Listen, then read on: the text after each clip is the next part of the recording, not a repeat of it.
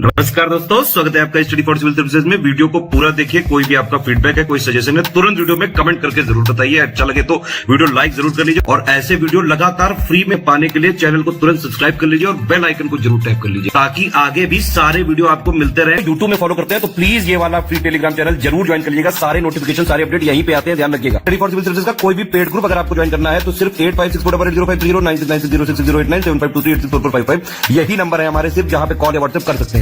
Instagram पे हमारा page जरूर फॉलो कर लीजिएगा, स्टडी फॉर सिविल .सर्विसेज है। ट्विटर पे हमको जरूर फॉलो कर लीजिएगा, @study for civils है। सारे क्वेश्चन अटेम्प्ट करिए और स्कोर अपना तुरंत कमेंट करके बताइए। नमस्कार दोस्तों, स्वागत है आपका स्टडी फॉर सिविल सर्विसेज में। आरओ एग्जामिनेशन के लिए पेड क्विज लगातार देख रहे हैं, कंटिन्यू करेंगे उसको आज के फर्स्ट क्वेश्चन के साथ। एडमिशन लेने के लिए हमारे पेड ग्रुप्स में नीचे डिस्क्रिप्शन बॉक्स में देखिए नंबर होगा, उस पर कॉन्टैक्ट कर लीजिए, आपको पूरी इन्फॉर्मेशन वहां से प्रोवाइड कर दी जाएगी। ठीक, तो बिना किसी तरीके स्टार्ट करेंगे आज का। चलिए पहला क्वेश्चन देखेंगे। निम्न में से कौन सा कथन सही है? दक्षिण पश्चिम मानसून से जुलाई से सितंबर तक वर्षा होती है। तो आपको पता है कि साउथ वेस्ट मानसून जो है आता है, तो यहाँ पे जुलाई से सितंबर तक का जो मेजर एरिया है इसमें बारिश होती है। उसके बाद सितंबर से मानसून धीरे धीरे समाप्त होने लगता है। अब इससे सर्वाधिक वर्षा प्राप्त करने वाला जो दक्षिण पश्चिम मानसून है, कोंकण तट, यानी कि यही जो महाराष्ट्र, गोवा और कर्नाटक का कोस्ट आप देखते हैं, इसको कोंकण तट के नाम से जानते हैं। फिर नीचे मालाबार तट। ठीक, इसके अलावा जिसे सर्वाधिक वर्षा जो दक्षिण पश्चिम मानसून से प्राप्त होती है, इन क्षेत्रों के अलावा जो आपके इधर आप देखेंगे जो पूर्वी हिमालय के रीजन है, जैसे मेघालय वगैरह हो गया ना, तो इनमें सर्वाधिक वर्षा इससे होती है।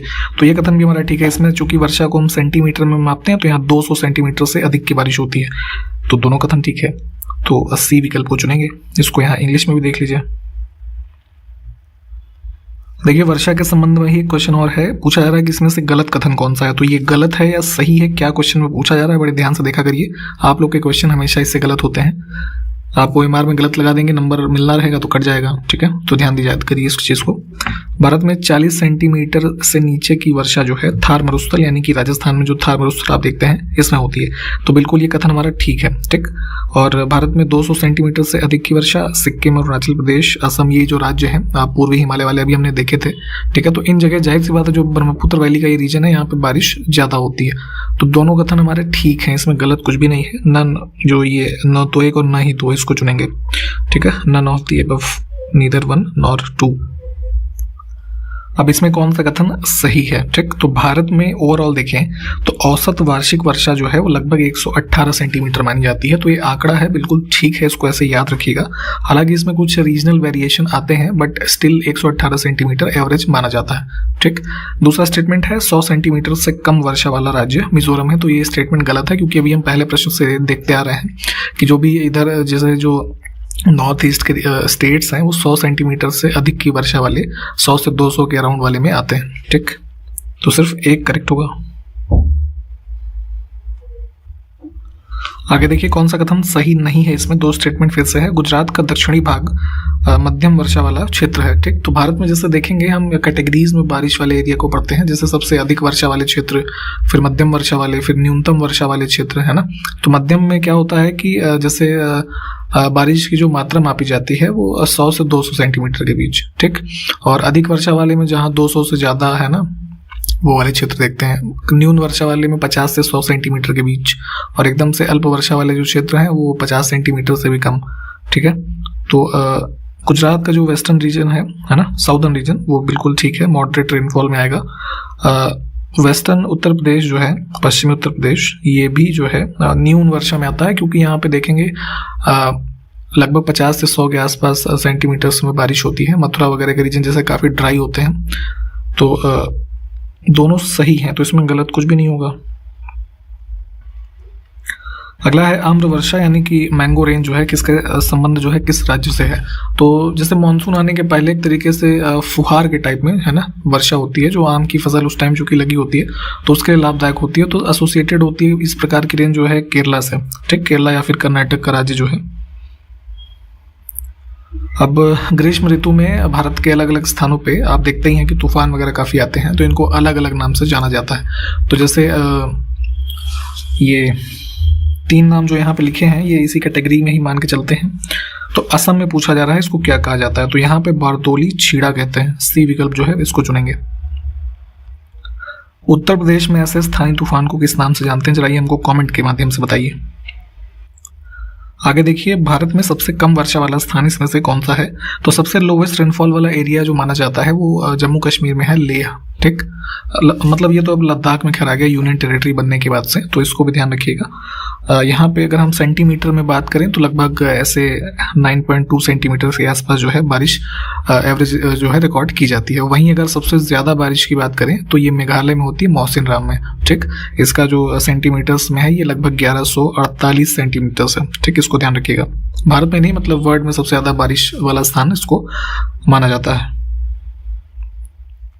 अगला देखिए, भारत में मरुस्थलीय विकास कार्यक्रम में आंध्र प्रदेश तथा कर्नाटक राज्य को किस वर्ष में सम्मिलित किया गया? तो डेजर्ट डेवलपमेंट प्रोग्राम जो स्टार्ट किया गया, सबसे पहले इसमें राजस्थान, गुजरात, हरियाणा, जम्मू कश्मीर, हिमाचल प्रदेश, ये सब जो स्टेट्स हैं इनके लिए 77-78 के अराउंड इसको स्टार्ट किया गया। ठीक, आगे चल करके देखेंगे 1995-96 का जो फाइनेंशियल ईयर है इसमें यहाँ पे आंध्र प्रदेश और कर्नाटक को शामिल किया गया है।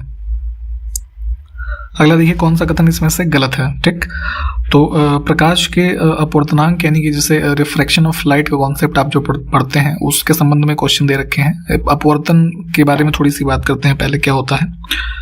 जैसे प्रकाश की किरण जो है, मान लीजिए, है ना, एक माध्यम से किसी दूसरे माध्यम में जा रही है तो अपने मार्ग से वो विचलित होती है, यही नियम होता है रिफ्रैक्शन ऑफ लाइट का। तो अब हम इसको संबंध में देखें कलर्स के, तो लाल रंग का अपवर्तनांक अगर जो लिखा है सबसे अधिक होता है तो ये गलत हो जाएगा। रेड का सबसे कम होता है और ये बैगनी यानी वॉयलेट का जो है ये सबसे ज्यादा होता है। ठीक, तो दोनों इंटरचेंज किए थे आपस में, तो दोनों हैं गलत। अब देखिए कौन सा कथन इसमें सही है। ठीक, तो दो एग्जाम्पल्स लिखे हुए हैं किस चीज के, जो अभी हमने ऊपर रिफ्रैक्शन के कॉन्सेप्ट देखे, रिफ्रैक्शन ऑफ लाइट के। तो इससे क्या होता है, अगर आप जल में किसी डूबी हुई क्षण को, मान लीजिए जैसे पानी का कोई टैंक है, इसमें लोहे का एक सरिया डाल दीजिए, आप ऊपर से देखेंगे तो ऐसे जो है मतलब छोटा दिखेगा आपको जो ओरिजिनल साइज है और थोड़ा सा मुड़ा हुआ प्रतीत होगा। ठीक, और किसी पानी में कोई सिक्का डाल दीजिए, ठीक है, तो वो ऐसा लगेगा कि मान लीजिए अगर वो सबसे नीचे है वो आपको ऊपर दिखेगा। ठीक है, तो ये क्यों हो रहा है? ये अपवर्तन की घटना से होता है। दोनों बिल्कुल ठीक है, एग्जाम्पल्स हैं ये, उसको ध्यान से। आगे देखिए, निम्नलिखित में से कौन सा कथन सही है? दो स्टेटमेंट है हमारे पास अवतल लेंस के संबंध में, ये कहा जा रहा है, तो देख लेते हैं। दोनों ओर से उभरी हुई सतहों से घिरे पारदर्शी माध्यम को अवतल लेंस कहते हैं। तो ये कथन गलत है क्योंकि ये परिभाषा है उत्तल लेंस की। ठीक, उत्तल का लेंस जो होता है ऐसे होता है, आपने देखा होगा, है ना। तो क्या है आगे अगला स्टेटमेंट देख लीजिए, अवतल लेंस केंद्र पर मोटा परंतु किनारों पर पतला होता है। तो यही गलत है, ये उत्तल लेंस है ना, ये वाला, यहाँ पे किनारे पतला है और केंद्र में जो है इसका थिकनेस ज्यादा है। ठीक, अगर हम अवतल की बात करें तो वो कुछ इस तरीके से होता है, ऐसे, है ना, देखा होगा आपने इसको। तो ये जो है किनारों पे मोटा है, केंद्र में पतला है, और तो इस वजह से हम इसमें से सही कुछ भी नहीं है, डी विकल्प को चुन लेंगे। ठीक, इन चीजों को थोड़ा देख लिया करिए सर्च वगैरह करके अपने नोट्स में, तो क्लियर हो जाएगा वहां से। फ्लड लाइट में किस लेंस का उपयोग किया जाता है? तो आप जो स्ट्रीट लाइट्स के रूप में देखते हैं ना, फ्लड लाइट जो लगी होती हैं, तो इसमें ये अवतल लेंस जो है ना, इसका यूज करते हैं। आगे देखिए, इसमें से किस रंग का विक्षेपण सर्वाधिक होता है? ठीक है, डिफ्लेक्शन की बात हो रही है, तो जैसे एक प्रिज्म का एग्जांपल शायद आपने पढ़ा हो, व्हाइट लाइट आप डालिए इसमें, ठीक, तो यहाँ से इस 7 अलग रंगों में जो विभाजित होता है, तो सबसे ज्यादा जो डिफ्लेक्ट होता है वॉयलेट कलर होता है, और सबसे कम कौन सा होता है? रेड। ठीक, तो इन दोनों चीजों को ध्यान रखें। तो यहाँ पे सर्वाधिक कौन सा हो जाएगा? ये पर्पल यानी बैगनी। अब वही कांच में किस रंग का प्रकाश का वेग जो है सबसे कम होता है, ये पूछना है इसमें। तो क्योंकि ये प्रकाश में सबसे वेग जो कम होगा वॉयलेट का ही होता है, तो डिफ्लेक्शन वहां पे उसका ज्यादा है, और सबसे जो वेग सबसे ज्यादा की बात करेंगे तो किसका होता है? रेड कलर का होता है। ठीक, इन दोनों चीजों को भी ध्यान रखेंगे।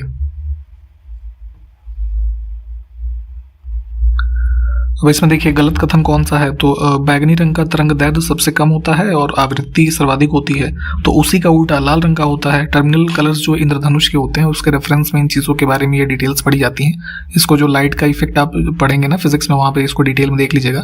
तो लाल में आवृत्ति जो है, चूंकि बैगनी की सर्वाधिक होती है ना, तो लाल की आवृत्ति जो है वो सर्वाधिक सबसे कम होती है। ठीक, उसमें तरंग दैर्ध्य जो है वो सबसे ज्यादा होता है, तो ये गलत हो जाएगा इस पर्टिकुलर क्वेश्चन के लिए। आगे देखिए, निम्न में से कौन सा कथन सही है? दो स्टेटमेंट है आपके पास। तो वेस्टर्न ये जो डिस्टर्बेंस होता है यानी पश्चिमी विक्षोभ, तो उसके संबंध में बात की जा रही है। उत्तर पश्चिम भारत में आप देखेंगे तो वेस्टर्न डिस्टर्बेंस से आप ये अक्टूबर नवंबर में जो रिटर्निंग मानसून है उस टाइम पीरियड में ये पंजाब हरियाणा इधर के जो रीजन्स में बारिश होती है। ठीक, तो बिल्कुल ये पहला कथन ठीक है। दूसरा है कि ये रिटर्निंग मानसून से जो तमिलनाडु का कोस्ट है यहाँ पे 65 से 75 सेंटीमीटर के आसपास बारिश होती है। ठीक है, तो ये भी ठीक है। दोनों विकल्पों को हम जो है सही चुनेंगे। थोड़ा ये वेस्टर्न डिस्टर्बेंस का कॉन्सेप्ट भी जो है डिटेल में पढ़ लीजिएगा, इंपॉर्टेंट होता है ये। अब आगे देखिए, पश्चिमी विक्षोभ के कारण किस राज्य में वर्षा होती है, यहाँ पे ये बताना है। तो अभी हमने देखा पंजाब के साथ साथ हरियाणा है, वेस्टर्न उत्तर प्रदेश का रीजन है, दिल्ली का यूनियन टेरिटरी जो है पूरा रीजन है। ठीक है, सभी इसमें शामिल है। 1 2 3 4 सबको चुनेंगे। अब देखिए, विश्व प्रेस स्वतंत्रता सूचकांक में शीर्ष के 3 देशों में कौन सा देश नहीं है। तो 2022 में जो ये आया आपका ये प्रेस फ्रीडम इंडेक्स, तो ये 20वां संस्करण है। पहले इसको ध्यान दीजिएगा, रिपोर्टर्स विदाउट बॉर्डर जो समूह है उसके द्वारा रिलीज किया जाता है। अब इसमें बात करें टॉप के 3 देशों की, तो नॉर्वे, डेनमार्क और स्वीडन थे, है ना। फिनलैंड जो है ये 5वें पोजीशन पे था, 4थे पे एस्टोनिया था, ये भी ध्यान रखिएगा। तो इसको और चूज कर लेंगे। भारत के रैंकिंग की बात करें इसमें तो 150वीं रैंकिंग थी हमारी, 150th। ठीक है, अगला देखिए, यात्रा और पर्यटन विकास सूचकांक में कौन सा देश शीर्ष पर रहा था। तो वर्ल्ड इकोनॉमिक फोरम जो है, विश्व आर्थिक मंच, उनकी ये रिपोर्ट आती है। तो 2021 वाला ये रिपोर्ट जो है उसके संबंध में पूछ रहे हैं। टॉप पे था इसमें जापान। ठीक, तो ए विकल्प को चुनेंगे। भारत की रैंकिंग की इसमें बात करें तो जो है भारत 54वें पोजीशन पे था, 54th। आगे देखिए, स्पोर्टिको एक समूह है, इनके द्वारा एक रिपोर्ट जारी की गई जिसमें ये बताया गया कि जो एथलीट्स हैं अलग अलग स्पोर्ट के विश्व भर में, उसमें जो है उनका क्या रैंकिंग है। ठीक, सबसे ज्यादा कमाई करने के मामले में तो सबसे टॉप पे रहे प्रथम स्थान पे लियोनेल मेसी जो अर्जेंटीना के फुटबॉल प्लेयर हैं। ठीक, इनकी सबसे जो वार्षिक कह लीजिए कमाई है 130 मिलियन अमेरिकन डॉलर के आसपास है, सबसे ज्यादा इनकी की है विश्व में। ए को चुनेंगे। भारत की बात करेंगे तो भारत में सबसे टॉप पे थे जो है विराट कोहली। इनकी एक साल की कमाई जो है लगभग पूरे 2021 में लगभग 260 करोड़ रुपए के आसपास थी। आगे देखिए, टाइम्स हायर एजुकेशन द्वारा प्रकाशित इम्पैक्ट रैंकिंग 2022 में विश्व में कौन सा विश्वविद्यालय शीर्ष स्थान पर रहा था। तो टाइम्स जो हायर एजुकेशन ये समूह है, इम्पैक्ट रैंकिंग निकालते हैं यूनिवर्सिटीज के संदर्भ में। तो टॉप पे था इस वाली जो है रैंकिंग में पश्चिमी सिडनी विश्वविद्यालय। ए विकल्प चुनेंगे, ऑस्ट्रेलिया में है ये।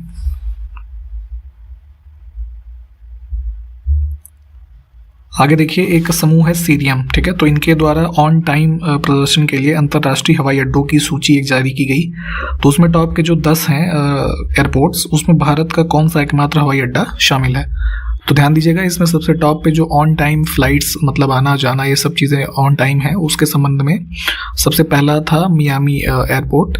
ठीक, और इंडिया का चेन्नई जो ये एयरपोर्ट दिया हुआ है ना, ये सबसे मतलब इस टॉप 10 में था 8वें नंबर पे। अगला देखिए, संगम युग से आशय किन कवियों के संग से है। ठीक, तो देखिए संगम युग जो आप हिस्ट्री में पढ़ते हैं, प्राचीन हिस्ट्री में, तो ये पांड्या जो रूलर्स होते थे उनके टाइम पीरियड में 3 संगमों का आयोजन हुआ एक प्रकार से, जिसमें तमिल कवि शामिल हुए। ठीक, तो उसी से संबंध है ये संगम युग, इसको रेफर करते हैं, विकल्प ए। अब यहाँ पे 2 कथन दे रखे हैं उसी के संबंध में। तो सबसे पहले संगम शब्द का प्रयोग नयनार अप्पार ने किया था, ये कथन बिल्कुल ठीक है। और 3 संगमों का आयोजन पांड्य राज्य में हुआ, यह भी आपको बताया गया, तो दोनों सही हो जाएंगे।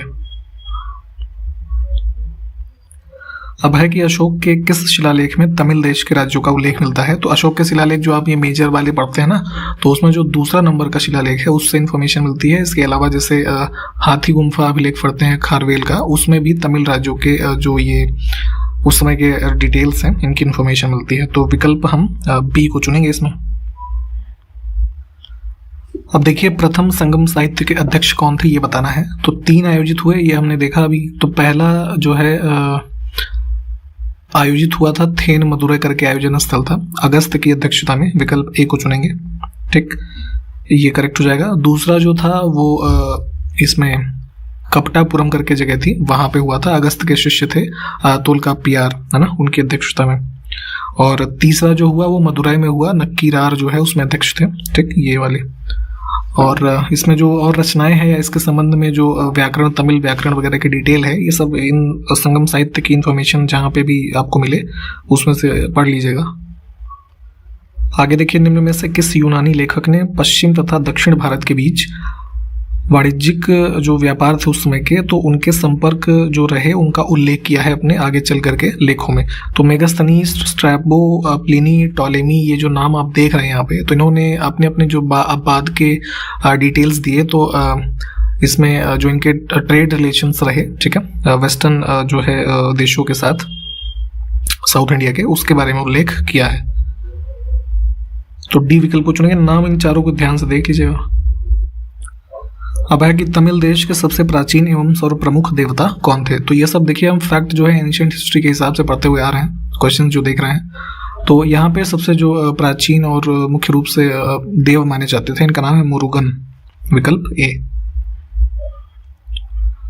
चलिए, राष्ट्रपति संविधान के किस भाग में संबंधित हैं? भारत के संविधान के संबंध में ये क्वेश्चन पूछा जा रहा है। तो संविधान अलग अलग भागों में अलग अलग प्रावधानों के साथ जो है दिया हुआ है डिटेल्स, ठीक। तो अब चूंकि ये आपका यूनियन जो गवर्नमेंट का पूरा भाग या जो भी एडमिनिस्ट्रेशन है दिया हुआ है भाग 5 में, ठीक।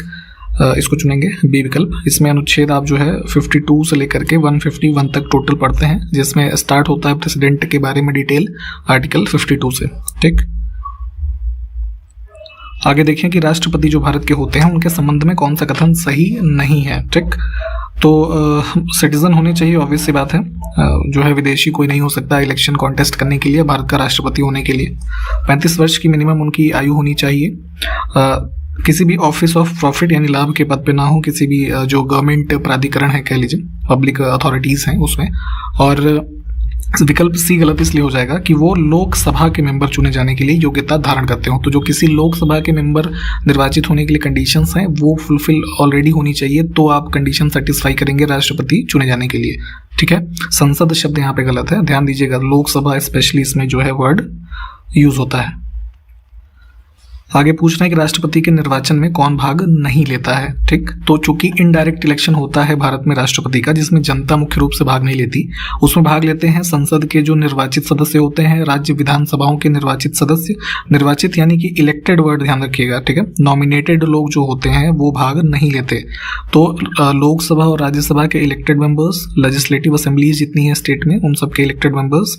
उसके अलावा क्या है प्रावधान भारत में कि दिल्ली, पुदुचेरी और जम्मू कश्मीर, अब जब से वो यूनियन टेरिटरी बन गया है, तो ये 3 ऐसे हैं कि यहाँ पे स्टेट लेजिस्लेचर के साथ ये यूनियन टेरिटरीज बनाई गई हैं। तो उसमें भी कुछ जो है विधायक चुने जाते हैं, आपको पता ही होगा।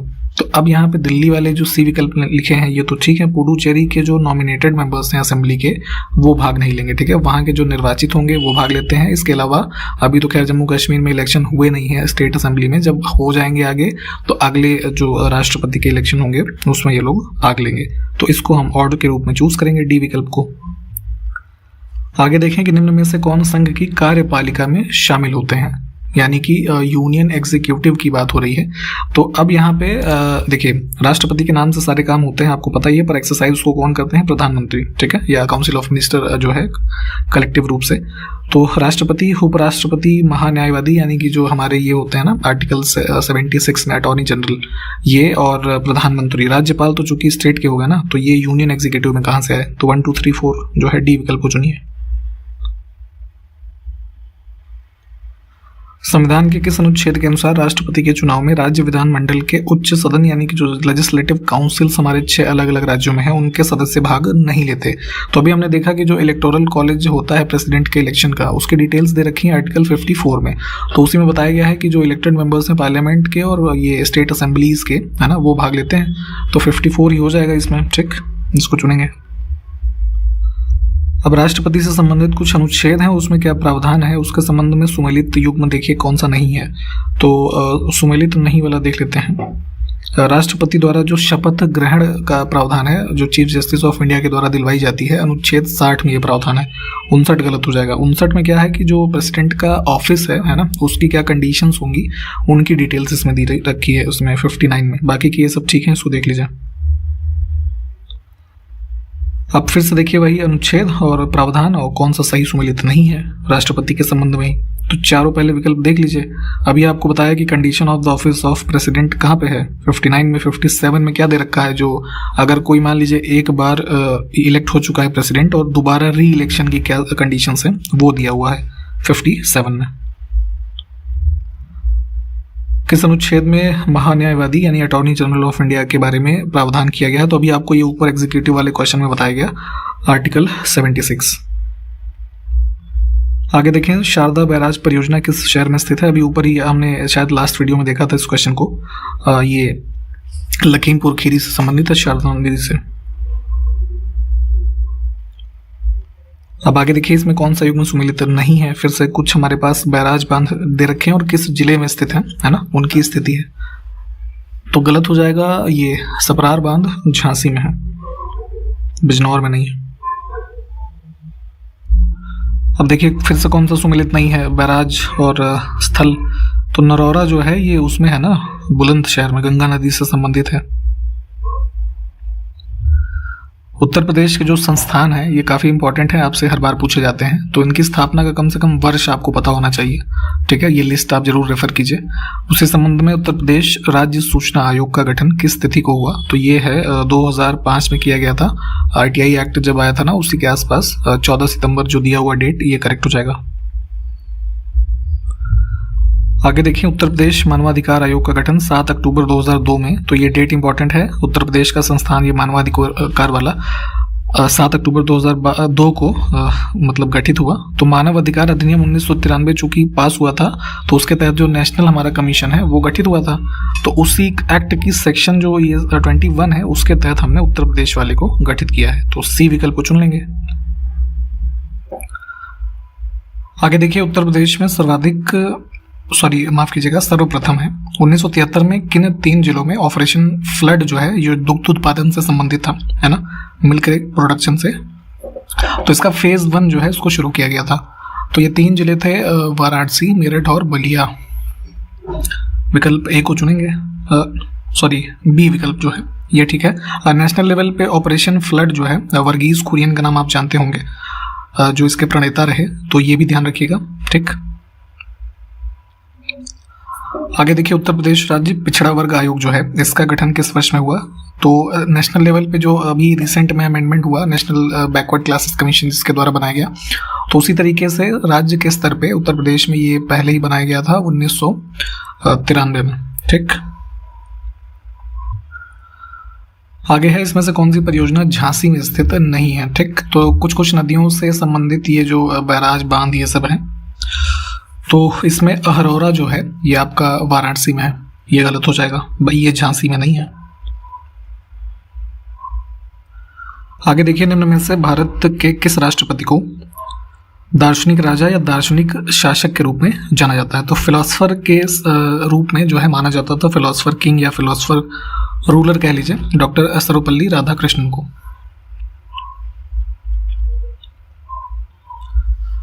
निम्नलिखित में से कौन सा कथन गलत है? तो राष्ट्रपति के संदर्भ में दिया है कि जो राष्ट्रपति का अभिभाषण होता है संसद के लिए, वो जो केंद्रीय मंत्रिमंडल यानी कि कैबिनेट ये है, यूनियन कैबिनेट, ये तैयार करता है। तो बिल्कुल ठीक है, वो खुद से इस चीज़ को प्रिपेयर नहीं करते।